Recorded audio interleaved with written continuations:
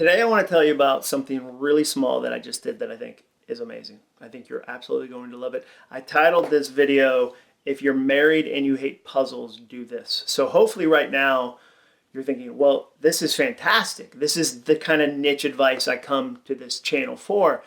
It's going to be goal related. You know that because I love goals. But also, I'm a person who's married and I do hate puzzles. The Venn diagram of both those things, it's a really narrow audience. You're probably underserved. When you go to YouTube, you probably search for that and think, I hate puzzles and I'm married. Where is their content? Today there's content. Now, granted, if you have a boyfriend, girlfriend, this will work. If you have a partner, all types of relationship, this is helpful.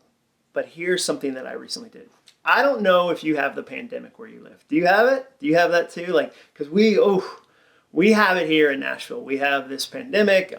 It's lasted a long time, longer than I wanted, longer than I expected. I remember thinking, it'll be over by like the spring or like the summer or like the fall or like Hanukkah or Christmas or New Year's. Like I just keep moving it out. It's very, very long. And because of the pandemic, I am stuck at home. I am here. I have a job. I'm a public speaker that I used to travel 50 times a year for. And then the pandemic was like, how about we take that number, like, what if we dial that number back down to 0? Not helpful. I didn't even feel like I got a vote. The pandemic was like, nah, we're going to take it from 50 to 0. So I am at home. Now the challenge there is that this is Jenny's office. This is my wife's office. Not maybe this particular room because this is where I work, but this whole house is her office. For 19 years of our marriage, this has been where she does her thing. And suddenly, all of a sudden, I was like, nah, I'm going to be here constantly. I'm never going to leave. And not only am I not going to leave, I'm going to come downstairs and tell you anything remotely interesting that happened to me. As soon as it happens. Like if I get a good email, if I get a text message, if somebody says something funny on the internet, if I see a video, I'm running downstairs and be like, hey, I'm an excitable guy. I currently have 0 coworkers. I'm a people person. I got no people. So Jenny is 100% of my people. So anytime anything happens, I run downstairs, I see her at breakfast, I see her at lunch, I see her in between snacks, I see her after I run, I see her before I run, I see her at dinner, and then, here's the kicker, then at like 7:15, 7:30, we sit down after we've had dinner, and this is usually our time to reconnect, and I'll say, hey, what's new? Like we've got 19 years of practice. That's where we connect is 7:30. Like it's time to connect. I'll say, hey, what's new? And she'll say, you mean since the 4,200 times I saw you today? What has new happened? From the time I saw you at pre-breakfast, breakfast, post-breakfast, pre-lunch, post-lunch, lunch, dinner, like all those times, is anything new? It's not. And then we stare at each other. We stare at each other and I think, is this what you do as a couple? Like, is this when people do puzzles? Like, are we supposed to be doing puzzles right now or like learning Rummy Cube or like 2-person Dutch Blitz, like card games? Like, what are we supposed to be doing right now? For the next 3 or 4 hours before we go to bed, do we just stare at each other, like deeply into each other's eyes? Because I've interrupted her 4,200 times a day with everything that happened to me, so I have nothing to catch up on at the end of the day. So I decided to change that. Because I don't want to just watch a ton of TV. I do like TV. I'm not anti-TV, but I don't want to watch 3 or 4 hours of TV a night. Like that amount of TV just depresses me. And I have all these friends that, like when we catch up, I'll go, oh, what TV are you watching? And they'll list 17 shows. And I'm like, when are you watching all this TV? I think they're watching it from 7:30 to 10:30 because they're out of conversation too. So I'm going to change that. I'm a goal guy. I like to experiment. I like to try things. So here's a new goal I'm doing. I have a bullet journal. This is it right here. This is the one I'm using. It's by this guy named Ryder Carroll.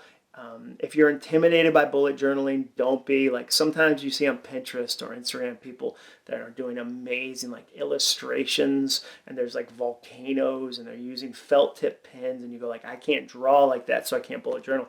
Mine's really, really simple. I just use a blue pen and I just write down words. I don't do a lot of sketching.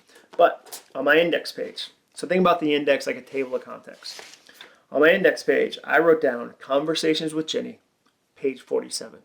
So then guess what I put on page 47 when I flip over there, flippity flippity, the date and something interesting that happened.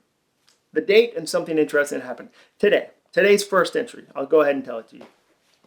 A friend of mine named Brian texted me. He lives in New York City. He texted me and he said, "Hey, John, congratulations on your daughter's ACT score. My daughter Ellie, who's 17, got a 34 out of 36 on her ACT, which is amazing. I posted about it as a joke because she asked me what I got, and I was like, let's not talk about me. Let's focus on you." And she was like, "What'd you get that? What'd you get that?" And I was like, I have what people refer to as street smarts. And so Brian sent this nice text. So instead of running downstairs to tell Jenny, "Hey, by the way, I got a text from somebody, a mutual friend of ours who we love, like here's what he said," I wrote it down here. And then guess what? At the end of the day, when we sit down at 7:30 and she says, "Hey, did anything new happen?" I'm going to go, "It's funny you ask that. 5 new things happened. Let me tell you about them." And then we're going to have an amazing conversation. What's interesting about this principle is that we're often so focused and so goal-oriented or detailed in our corporate part of our lives, and then we just hope family happens kind of organically or naturally, like jazz. Like we'll have meetings, we'll be deliberate, we'll be structured, and then we leave family to chance. I'm not doing that. I'm not leaving that conversation with Jenny to chance. I love those conversations, and I want to give her some space. She's got a full day too. I want to stop interrupting her over and over and over again just because I'm excitable and just because I'm isolated. You know you're isolated when you overtalk the mailman. When you're like, hey, whoa, where you going, dude? Like, no need to run. Like, let's have a conversation. So that's how I'm going to fix it. I'm going to try that every day, every work day anyway. I'm going to write down some things that happen. I'm going to have a little bit of discipline, a little bit of patience. And then when we sit down at 7:30 and we catch up, guess what we're going to get to do? We're going to get to catch up because I've been deliberate, because I wrote some stuff down, because I have some stories. So that's my encouragement to you.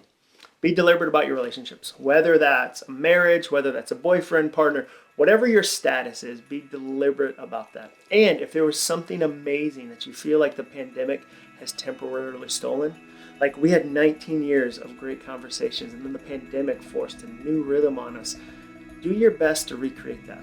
That's what I'm doing. I'm saying, you know what? Pandemic doesn't get to win this. I love sitting down at 7:30 to catch up with my wife. So I'm going to do that. I'm going to find smart ways to do that. That's my encouragement to you today.